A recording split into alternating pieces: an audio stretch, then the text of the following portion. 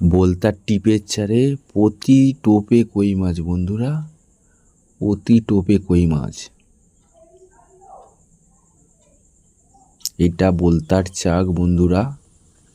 এই চাক দিয়ে আমি কিভাবে টোপ গাঁথতে হয় সেটা দেখাচ্ছি বন্ধুরা। প্রথমে ডিমটাকে নিয়ে কাঁটার মধ্যে দিয়ে আস্তে করে সুন্দর করে দিতে হয়। তারপরে ছিপটা ফেলে রাখলেই কিছুক্ষণের মধ্যেই আপনি কই মাছ পাবেন।